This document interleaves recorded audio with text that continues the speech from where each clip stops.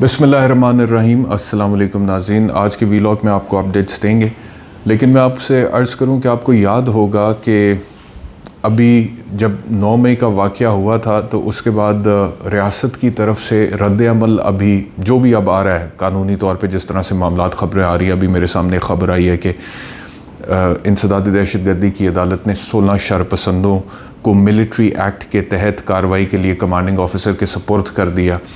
उसके अलावा जो भी डेवलपमेंट्स है पाकिस्तान तहरीक इंसाफ में, जिस तरह लोग छोड़ के जा रहे हैं। कल जब मैंने वीलॉग किया था तो फवाद चौधरी की खबर आ चुकी थी जिसमें उन्होंने कहा कि मैं इमरान खान से राह जुदा करूँ। असद उमर की अभी तक नहीं आई थी, वो रात की डेवलपमेंट है और उसके बाद से अब मैं वीलॉग कर रहा हूँ, अब आपसे मुखातिब हूँ। लेकिन जब तक ये रद्द-ए-अमल नहीं आया था और ये नहीं पता था कि किस लेवल का रिएक्शन आएगा, मैं सेंस कर रहा था कि मामलात आगे जाके ख़राब होने वाले हैं। और वो सेंस करके accordingly I was trying to convince all the stakeholders के सिचुएशन को डिफ्यूज़ करें। और आपको अगर याद हो तो मैंने एक बार नहीं कई दफ़ा अपने मुतअद्दिद वीलॉग्स में कहा कि सैनिटी मस्ट प्रिवेल, और मैंने कहा कि होशमंदी से, दानिशमंदी से फ़ैसले करने की ज़रूरत है। लेकिन बहरहाल वो जो भी होना था, जिस तरह से सिचुएशन ने अनफोल्ड होना था वो हुई। और मैंने पहले ही कहा था कि अगर ये मामला इस तरह से हो जाएगा तो इसमें फिर नुकसान बड़ा होगा और कुछ बड़े सख्त प्रेसिडेंट्स सेट होते हुए नज़र आएंगे। और वो सख्त प्रेसिडेंट्स अब सेट होते हुए नज़र आ रहे हैं। अब इसके ऊपर एक बहस हो सकती है कानूनी तौर पे, सियासी तौर पे, नज़रियाती तौर पे, कि जो रिएक्शन आ रहा है या जो सख्त प्रेसिडेंट्स या मिसालें या नज़ीरें कायम हो रही हैं वो किस हद तक दुरुस्त है या गलत है। ये बहस हो सकती है और ये आने वाले दिनों में भी होगी। ये बहस तारीख़ का हिस्सा भी होगी, तारीख़ की किताबों में दर्ज भी होगी, मौरख़ लिखेगा भी, सब कुछ होगा। फ़लसफ़ी इसके ऊपर अपना फ़लसफ़ा बयान करेगा,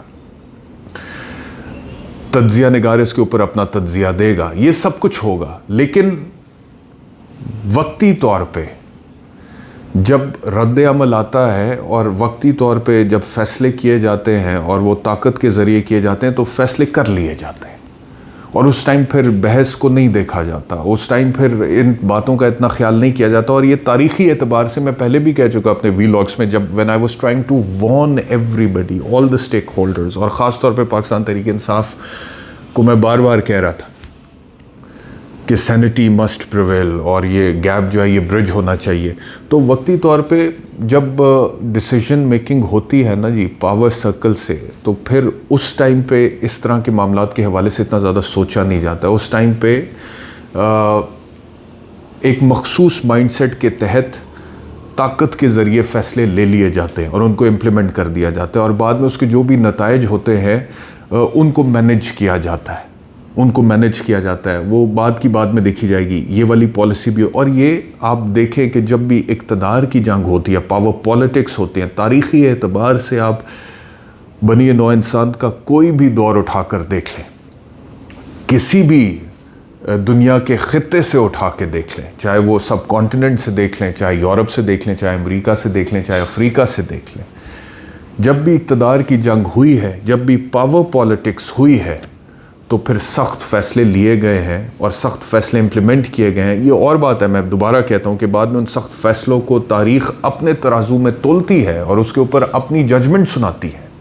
लेकिन उस वक्त वक्ती तौर पे वो फ़ैसले हो भी जाते हैं, इम्प्लीमेंट भी हो जाते हैं, और फिर उनके नतीजे में बहुत सारी चीज़ें जो हैं वो आपको होती नज़र आती हैं। तो पाकिस्तान कुछ इस तरह के दौर से गुज़र रहा है।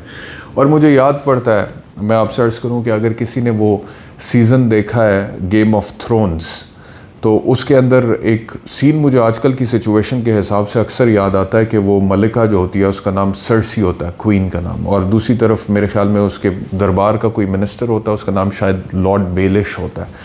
तो मलिका की और लॉर्ड बेलिश जो वज़ीर होता है, उनकी आपस में सियासी तौर पर बनती नहीं है, तो आपस में उनका एक इख्तलाफ होता है और एक कोल्ड वॉर चल रही होती है ना। तो दोनों का जब एक दफ़ा मुकालमा हो रहा होता है तो मलिका लॉर्ड बेलिश को कुछ कहती है, लॉर्ड बेलिश उसका जवाब आगे से देता है मलिका के हवाले से कुछ बातें करके, कि इशारा देता है मलिका को, क्वीन को, कि तुम्हारा ये राज भी मुझे पता है, ये राज भी पता है, ये राज भी पता है। और फिर वो कहता है दैट नॉलेज इज़ पावर, यानी कि नॉलेज जो है उसमें ताकत है, आपके पास अगर इंफॉर्मेशन है तो उसमें ताकत है। तो जब वो ये कहता है तो मलिका आगे से फौरी तौर पे मलिका के साथ, क्योंकि गार्ड्स मौजूद होते हैं वहाँ पे, वो कहती है गार्ड्स सीज हिम, वो फौरी तौर पे उसको गिरफ्तार कर लेते हैं, बाजू से पकड़ लेते हैं, और साथ ही वो कहती है किल हिम, और एक गार्ड जो है वो तलवार निकालता है और उसके गर्दन के पास जैसे ही लेकर आता है वो मलिका, और वो एकदम परेशान हो जाता है, उसे लगता है कि मैं तो गया। तो मलिका कहती है स्टॉप, उसके बाद वो रुक जाते हैं। फिर वो कहती है टेक 3 स्टेप्स बैक, वो 3 कदम पीछे चले जाते हैं। उसके बाद वो कहती है टर्न अराउंड, वो टर्न अराउंड कर जाते हैं, अपना रुख बदल लेते हैं। उसके बाद वो कहती है power is power, Lord Baelish को, यानी कि लॉर्ड बेलिश जिसने थोड़ी देर पहले कहा था दैट नॉलेज इज पावर, तो उसका जवाब इस तरह से देती है और बाद में कहती है दैट पावर इज पावर, यानी कि ताकत में ही ताकत है, या ताकत ही ताकत है। तो फिलहाल पाकिस्तान की जो सिचुएशन है उसमें ये बिल्कुल फिट बैठती है मिसाल। और दूसरा ये कि अब जहाँ तक पीटीआई का ताल्लुक है, इमरान खान साहब का ताल्लुक है, मुझे ज़ाती तौर पर ये लगता है कि अब पाकिस्तान तहरीक इंसाफ के लिए, इमरान खान साहब के लिए वो दौर शुरू हो गया है जिसमें अब इमरान खान साहब को ये देखना होगा कि उन्होंने सर्वाइव कैसे करना है। देखें, नज़रिया, सियासत, ये सारी चीज़ें अपनी जगह पर हैं, उनकी पब्लिक में जो सपोर्ट है वो अपनी जगह पर है। अब वो सपोर्ट किस हद तक इफ़ेक्ट होगी आने वाले दिनों में पता लगेगा, क्योंकि असद उमर ने कल जब 9 बजे के करीब, 9:30 बजे के करीब प्रेस कॉन्फ्रेंस की, उससे पहले फवाद चौधरी कर चुके थे, ट्वीट कर चुके थे कि मैं इमरान खान से राय जुदा कर रहा हूँ। उसके बाद फिर असद उमर आए और उन्होंने फिर एक प्रेस कॉन्फ्रेंस की, कुछ तमहीद बांध दी। उन्होंने कहा कि जी ये सूरत हाल है, 5 स्टेक होल्डर्स हैं और उसमें सबसे बड़े जो लूज़र हैं और सबसे बड़े जो इंपॉर्टेंट स्टेक होल्डर्स हैं वो पाकिस्तान के 22 करोड़ अवाम है और उनके हवाले से कोई सोच नहीं रहा। तो एक ग्रैंड पॉलिटिकल डायलॉग की ज़रूरत है, यानी कि वो बात जो पाकिस्तान तहरीक इंसाफ वाले पहले नहीं करते थे कभी, कि हमें डायलॉग करने की ज़रूरत है। पीडीएम के साथ वो कहते थे ना, बैठना ही जैसे गुनाह है और हम उनके चोर डाकुओं के साथ बैठेंगे नहीं। तो कल असद उमर ने कहा कि उनके ओवरऑल एक ग्रैंड पॉलिटिकल डायलॉग की ज़रूरत है। और फिर उन्होंने कहा कि 9 मई के वाक़यात में जो लोग मुलव्वस हैं उनको कानून के कटहरे में खड़ा किया जाना चाहिए, सज़ा होनी चाहिए, लेकिन जो लोग बेगुनाह हैं उन्हें फौरी तौर पर रिहा किया जाना चाहिए। और उसके बाद उन्होंने कहा कि मौजूदा हालात में मैं पाकिस्तान तहरीक इंसाफ के जनरल सेक्रेटरी के तौर पे और कोर कमेटी के मेंबर के तौर पे अपनी खिदमात मज़ीद सर अंजाम नहीं दे सकता, तो मैं इन 2 पोजीशन से मुस्ताफ़ी हो रहा हूँ। और फिर उन्होंने इस्तीफ़ा दे दिया। अब असद उमर का इस तरह से जाना, 12 दिन की जेल काटने के बाद, बहुत सारे सवालिया निशानात खड़े करता है पाकिस्तान तहरीक इंसाफ के लिए। असद उमर वो शख्सियत है मेरे हिसाब से कि जब आप पाकिस्तान तहरीक इंसाफ के एक वोटर सपोर्टर के साथ इंटरेक्ट करते थे ना, और अगर मिसाल के तौर पे आप उनसे पूछते थे कि इमरान खान के बाद पीटीआई का क्या फ्यूचर है, तो उसमें कुछ लोग जो थे, सारे नहीं, लेकिन पाकिस्तान तहरीक इंसाफ के अंदर एक मखसूस धड़ा ऐसा था जो ये समझता था या ये कहता था कि Asad Umar is one of the real faces of PTI after Imran Khan. क्यों? क्योंकि उनका कोई पुराना बैगेज नहीं है पॉलिटिकल के किसी और सियासी जमात से, जैसे फवाद चौधरी साहब आए या जैसे शाह महमूद कुरैशी साहब आए। तो वो जी उनकी जो पैदाइश है सियासी तौर पे वो पीटीआई में हुई है और पीटीआई के नज़रियाती कारकुन की वो तर्जुमानी करते हैं और नीट हैं, क्लीन हैं और समझते हैं और समझदार हैं और पॉलिटिकली अवेयर हैं। तो असद उमर जो हैं उनको लोग बड़ा पाकिस्तान तहरीक इंसाफ में एक तरह से फैसिनेशन के साथ भी देखते थे। तो जैसे असद उमर ने कल रिज़ाइन किया तो पाकिस्तान तहरीक इंसाफ एक क्राइसिस में तो पहले थी, लेकिन उसी क्राइसिस में वो मज़ीद गहरी चली गई है, वो मज़ीद गहरी चली गई है। तो अब बहुत सारे लोग जो हैं, अब मिसाल के तौर पे आज वो मुल्तान की साइड से आवाज़ उठ गई है तहरीक इंसाफ हकीकी की, जैसे MQM हकीकी बनी थी तो वैसे ही पीटीआई हकीकी की आवाज़ उठ गई और उन्होंने कहा है कि जो असल पाकिस्तान तहरीक इंसाफ हैं अब हम उसकी बुनियाद रख रहे हैं। वहाँ पे पाकिस्तान तहरीक इंसाफ के कुछ जो पहले रहनुमा थे, कारकुनान थे, वोटर थे, सपोर्टर थे, उन्होंने कहा जी कि ये जो कुछ हुआ है पीटीआई में और ये 9 मई का जो वाक़या हुआ है, हम इससे मुकम्मल वो बर्रात का ऐलान करते हैं और असल तो अब हम हकीकी पीटीआई हैं। तो वो जो टूट फूट का सिलसिला है वो पहले तो शख्सियतों की हद तक आपको नज़र आ रहा था, अब वो फॉरवर्ड ब्लॉक बनने की हद तक जा चुका है और आज पाकिस्तान तहरीक इंसाफ में एक फॉरवर्ड ब्लॉक बनने की आवाज़ उठ चुकी है पीटीआई हकीकी के नाम से। अब बहुत सारी चीज़ें हैं खान साहब के लिए सोचने के लिए कि मिसाल के तौर पे जो फ़ैसले किए गए, खान साहब के करीब जो लोग थे, जो उनकी कोर कमेटी में थे, जैसे असद उमर थे, फवाद चौधरी जैसे बड़े करीब थे, जो जो जो मशवरे दिए जा रहे थे इमरान खान को, और जितना अग्रेसिव वो खेल रहे थे, और जिस तरह से कौमी असम्बली से उन्होंने बाहर जाने का फ़ैसला किया, इस बात से बिल्कुल बेपरवाह हो कि क्या नताइज हो सकते हैं, जिस तरह से सूबाई असम्बलियाँ ख़त्म करने का उन्होंने फ़ैसला किया। आपको याद होगी परवेज़ इलाही की वो ऑडियो लीक्स जिसमें फवाद चौधरी के हवाले से वो कह रहे थे कि ये थोड़े दिन पहले अरेस्ट हो जाता तो फिर असम्बली नहीं टूटनी थी। तो समहाउ परवेज़ इलाही शायद तब समझते थे कि असम्बली टूटेगी, हुकूमत जाएगी, तो चीज़ें मैनेज करना बड़ा मुश्किल हो जाएगा। लेकिन इमरान खान साहब की ये जो टीम है, मैं ज़ाती तौर पे जितना इंटरेक्शन इन लोगों के साथ हुआ था, अब मैं किसी का नाम नहीं लेना चाहता, लेकिन मुझे याद पड़ता है वो एक मुकालमा, और मैं नाम लिए बगैर इतना आपको कह देता हूँ कि जिस शख्स ने मुझे ये कहा था वो पार्टी छोड़ चुका है, इस टाइम वो पार्टी छोड़ चुका है। तो जब ये मामला हो रहा था, और अभी 9 मई नहीं हुआ था, 9 मई से मैं कोई 2-2.5 महीने पहले की बात आपसे कर रहा हूँ, तो मैंने उनसे कहा कि उन्होंने मुझसे कहा जी आपका क्या तज्जिया। मैंने कहा तज्जिया ये है कि आगे मामलात सख्त होने जा रहे हैं, हालात सख्त होने जा रहे हैं, कोई इमरजेंसी की भी सिचुएशन क्रिएट हो सकती है, और हो सकता है कि ये हुकूमत जो है इमरजेंसी के हवाले से सोचे। तो उन्होंने मुझे बोला, हम तो कहते हैं कि मार्शल लॉ लगा लें, मार्शल लॉ लगाएं जी, लगाएं, मार्शल लॉ लगाएं। तो मैं उनकी तरफ देख रहा और मैंने सोचा कि ये कहना बड़ा आसान है, क्योंकि प्रॉबली जो पिछले मार्शल लॉज इन्होंने देखे हैं वो मार्शल लॉ वाली साइड पर बैठ के देखे हैं इन्होंने, दूसरी साइड पे ऑपोजिशन पे बैठ के नहीं देखे। लेकिन जब आप ऑपोजिशन में बैठे होते हैं और मार्शल लॉ लगता है तो वो एक मुख्तलिफ मंज़र होता है। और वो फिर मंज़र जब मेरे ख्याल में उन साहब को नज़र आया तो उन्होंने पीटीआई छोड़ दी। अब मैं नाम लिए बगैर आपको कह रहा हूँ, और ऐसे बहुत सारे लोग थे जो पीटीआई में इसी तरह इमरान खान साहब को मेरा ख्याल है यही मशवरा दे रहे थे और पंप कर रहे थे दैट खान साहब you have to play aggressive as if it is a T20 match, ठीक है, और चाहे मार्शल लॉ लग जाए, इमरजेंसी लग जाए, कुछ भी हो जाए, हमने जो है एग्रेसिव ही खेलना है। लेकिन वो फिर इवेंचुअली आपके सामने उसके जो नताइज हैं वो आना शुरू हो गए हैं, और वो तमाम लोग जो इमरान खान को ये मशवरे देते थे वो आहिस्ता आहिस्ता तितर बितर होते चले जा रहे हैं, पार्टी छोड़ते चले जा रहे हैं, प्रेस कॉन्फ्रेंसेस करते चले जा रहे हैं, और जो सिचुएशन है वो अच्छी नहीं है। अब इस सारी सिचुएशन में मिसाल के तौर पे जैसे आज ये एक फ़ैसला आ गया है जिसमें ATC ने कहा है कि जी 16 लोगों को मिलिट्री एक्ट के तहत कार्रवाई के लिए कमांडिंग ऑफिसर के हवाले करने का हुक्म करते हैं। उसमें साबिक MP अकरम उस्मान है, कोई 16 के करीब लोग हैं। एक ये फ़ैसला आ गया। दूसरा, इंसदाद दहशतगर्दी की अदालत इस्लामाबाद में जो है उसने ज़मानत कबल गिरफ़्तारी की दरख्वास्त खारिज कर दी है असद कैसर की, शिबली फराज की, फ़ारूक हबीब की, हसान न्याजी की, जुल्फ़ी बुखारी की, आतिफ़ खान की, अली नवाज़ अवान की, मुराद सईद की, आज़म सवाती की, राजा खुर्रम की।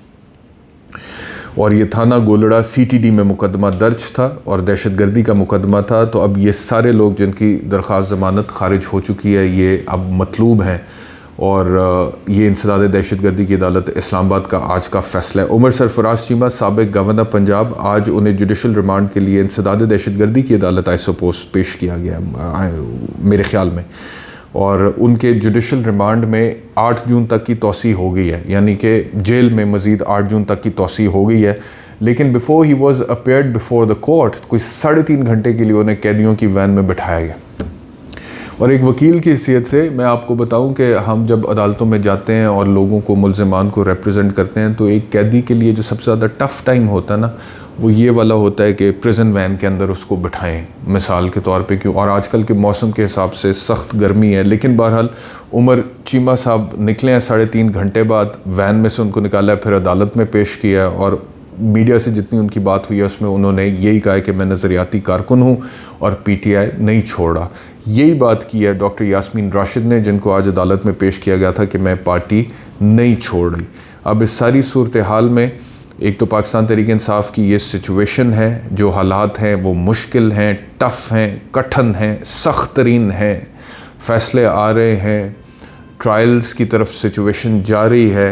और तो इमरान खान साहब अब क्या करेंगे ये देखने वाली बात है। अब इमरान खान साहब जो हैं वो क्या सोचेंगे, मैं पहले भी कह चुका हूँ कि इमरान खान साहब को अब अपनी हिकमत अमली को रिवाइज़ करना पड़ेगा, अपनी स्ट्रेटजी को रिवाइज़ करना पड़ेगा। 9 मई से पहले की जो सूरत हाल थी उसमें जो भी उनके एडवाइज़र्स थे, वो एडवाइज़र्स उनको जो भी मशवरे दे रहे थे उन मशवरों पर अमल करते हुए 9 मई वाली सूरत हाल बनी, और उसके बाद ये सूरत हाल बनी जो आज है।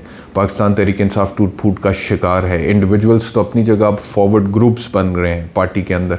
अब उनको ये देखना है कि उन्होंने इस क्राइसिस को सर्वाइव कैसे करना है। और मैं पहले भी कह चुका हूँ कि क्राइसिस मैनेजमेंट जो है बाकायदा तौर पे एक अलग साइंस है। उसके लिए आपको बहुत हौसले के साथ एक कॉम्प्रिहेंसिव किस्म की स्ट्रेटजी बनानी पड़ती है, और उसके मुताबिक कुछ टारगेट सेट करने पड़ते हैं। और वो सारे टारगेट एक ही दफ़ा अचीव नहीं हो जाते हैं, वो स्टेप बाय स्टेप करने पड़ते हैं, और वो टाइम टेकिंग होता है, और उसमें फिर आपको सब्र का दामन हाथ से नहीं छोड़ना होता।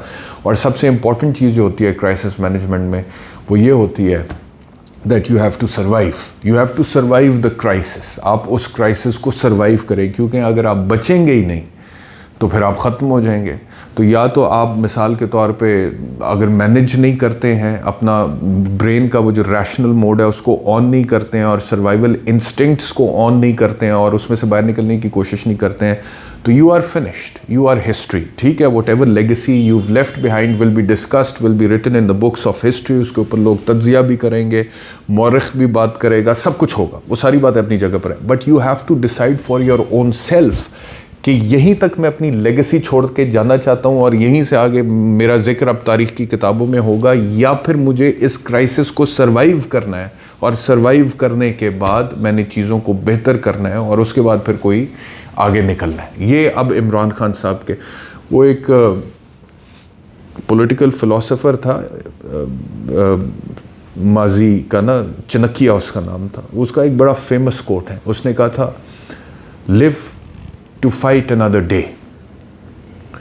यानी कि जब आप ये पावर पॉलिटिक्स में होते हैं, किसी स्ट्रगल में होते हैं या जंग में होते हैं मिसाल के तौर पे, तो live to fight another day, यानी कि अगर आप एक दिन और लड़ना चाहते हैं तो उसके लिए ज़िंदा रहना ज़रूरी है। तो ज़िंदा रहना, सर्वाइव करना क्राइसिस मैनेजमेंट में ज़रूरी होता है, क्योंकि अगर आप सर्वाइव ही नहीं करेंगे, ज़िंदा ही नहीं रहेंगे, तो अगले दिन आप लड़ेंगे क्या? लड़ ही नहीं सकते हैं। That is the end of your story. So Imran Khan साहब को ये देखना है अब कि उन्होंने सर्वाइव कैसे करना है। और मैं समझता हूँ कि जो दूसरी तरफ स्टेक होल्डर्स हैं, जो ताकतवर हलके हैं पाकिस्तान के, उनको ये देखना है कि मुल्क को आगे कैसे लेके जाना है। जो पावर स्ट्रगल था उसमें तो जो नताइज हैं वो आप लोगों के सामने आ गए, लेकिन ये नताइज बहुत बड़ी तादाद में पाकिस्तान के अवाम ने देखे हैं, विटनेस किए हैं, और उनकी अपनी अपनी एक राय है इसके हवाले से। तो वो जो राय है उसमें, उस राय में एक हम आहंगी कैसे लेकर आनी है, और मुल्क को इस क्राइसिस से कैसे आगे लेके जाना है। और अगर मुल्क को इस क्राइसिस से आगे लेकर जाना है तो मेरे ख्याल में, मुझे ज़ाती तौर पे लगता है कि इमरान खान को सेफ़ एग्ज़िट देना पड़ेगा।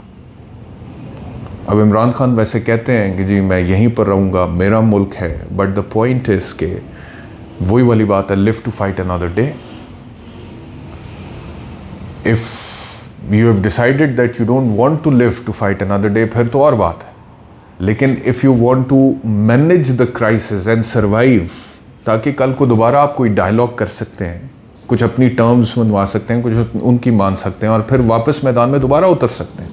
ठीक है, तो उसके लिए फिर आपको ये देखना पड़ेगा कि आपने सर्वाइव कैसे करना है। और अगर उस सर्वाइवल में, मुझे लगता है इमरान खान साहब ये फ़ैसला करें कि इस वक्त उन्हें वक्ती तौर पे, और कल की जो उनकी तकरीर है उसमें उन्होंने कहा है कि मैं एक कमेटी बनाता हूँ मुज़ाकराती, और अगर उस कमेटी को आप कन्विंस कर दें कि मेरे पीछे हटने से पाकिस्तान की बेहतरी है, तो मुझे बता दें, मैं पीछे हटने को भी तैयार हूँ। ये कह दिया है कल इमरान खान ने। तो मुझे लग ये रहा है कि मेंटली इमरान खान जो है वो, अगर उनको ऑप्शन दी जाती है सेफ़ एग्ज़िट की, तो मेरा ख़्याल है कि इन हालात में सर्वाइवल इंस्टिंक्ट्स को फॉलो करते हुए वो सेफ़ एग्ज़िट की ऑप्शन को एडॉप्ट करेंगे। और अक्लमंदी और दानिशमंदी का तकाजा भी यही है कि अवेल किया जाए, क्योंकि दीवार के साथ टक्कर मारने से दीवार को फ़र्क नहीं पड़ता है, आपका अपना सर फटता है।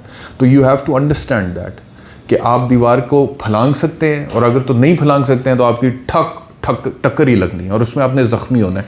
तो अगर आपको लगता है कि ज़ख्मी होना ही आपकी लेगेसी है, और या दीवार से टक्करें मार मार के ख़त्म हो जाना ही आपकी लेगेसी है, तो ये आपका अपना फ़ैसला है, फिर आपने अकॉर्डिंगली। और अगर आपको लगता है कि नहीं इसमें से निकलना है, ठीक है, और फिर दोबारा किसी बेहतर पोजीशन में आना है, and this should not be the end of my story, तो फिर आपने अकॉर्डिंगली उसके मुताबिक फ़ैसला करना है। तो मुझे लगता है कि अगर इमरान खान को ये ऑप्शन दिया जाता है तो वो इसको अवेल कर सकते हैं, और मुझे लगता है कि ऑप्शन दिया जाना चाहिए। अगर वो ऑप्शन माजी में नवाज शरीफ को मिल सकता है, अगर वो ऑप्शन माजी में कुछ और लोगों को मिल सकता है, इसहाक डार को मिल सकता है, वो यहाँ से गए और उसके बाद दोबारा प्राइम मिनिस्टर के जहाज़ में गए, प्राइम मिनिस्टर के जहाज़ में ही वापस आए, तो इमरान खान को क्यों नहीं मिल सकता?